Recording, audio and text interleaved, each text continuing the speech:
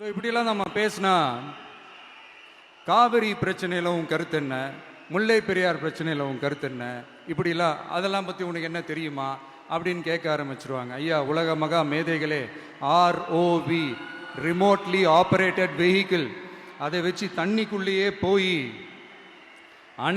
அணைகளோட உறுதித்தன்மையை ஆராய்ச்சி பார்க்குற வரைக்கும் நான் எல்லாம் தெரிஞ்சுதான் வச்சிருக்கிறேன்.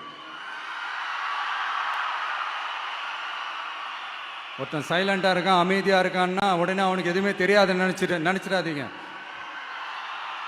சும்மா கருத்து சொல்லிக்கிட்டு கம்பு சுத்திக்கிட்டு இருந்தா எல்லாமே நடந்துருமா? நசன் பேசி பேசி அதை கேட்டு மக்கள் வெறுத்து போயிட்டாங்க. உருப்படியா ஏதாவது யோசிங்கயான்னு மக்கள் நினைக்கிறத யாருக்கு தெரியுதோ தெரியலையோ, எனக்கு அது நல்லாவே தெரியுது. உரிய இடத்துக்கு போய் சம்பந்தப்பட்டவங்களோட பேசி அதுக்கான சொல்யூஷன் என்னன்னு தெரிஞ்சுக்கிட்டு அதை ப்ராப்பரா எக்ஸிக்யூட் பண்ணணும். அடுத்து நம்மளுடைய கடல் விவசாயிகளான நம்மளுடைய மீனவர்களுடைய பிரச்சனைக்கு அப்பப்போ எந்திரிச்சு கடிதம் எழுதிட்டு திரும்ப தூங்க போயிடுவார். அவ்வளோதான், அதோட அது அப்படியே கிடக்கும். மானே தேனே பொன்மானே இப்படிலாம் கடிதம் எழுதுறதெல்லாம் வேலைக்கே ஆகாது. ஒன்றிய அரசுக்கு அந்த உண்மையான உணர்வுபூர்வமான அந்த அழுத்தத்தை கொடுக்கணும். நம்ம மீனவர்கள் மேல அவங்க கையே வைக்கக்கூடாது, கையே வைக்க விடக்கூடாது.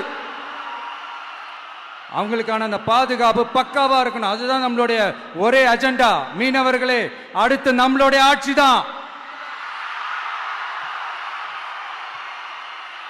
கவலைப்படாதீங்க, தைரியமா இருங்க, உங்களுக்கான பாதுகாப்பு பக்காவா இருக்கும். இப்படி இருக்கும்போது அடுத்ததும் நாங்க தான் அப்படின்னு சிஎம் சார் சொல்லுவாங்க. அதெல்லாம் நடக்கவே நடக்காது. 2வது முறை வந்ததெல்லாம் சரித்திரமே கிடையாது. இந்த சைனால கிரேட் வால் ஆஃப் சைனா கேள்விப்பட்டிருப்பீங்க. அதோடைய நீளத்தை விட பெரிய டாஸ்க் இது. ஆனானப்பட்ட அவங்க அப்பாவாலே முடியல.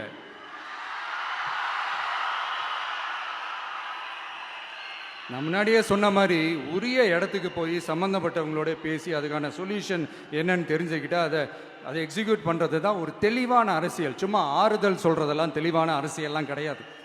அதெல்லாம் ஒரு ஹம்பக் அரசியல். அரசியலுக்கு வந்துட்டா கலெக்ஷன் பார்க்கலாம் அப்படின்றதெல்லாம் அரசியல் கிடையாது. உண்மையிலே மக்களுக்கான அந்த உழைப்பு இருக்கணும். அதனால தான் நாம் அரசியலுக்கு வந்திருக்கோம்.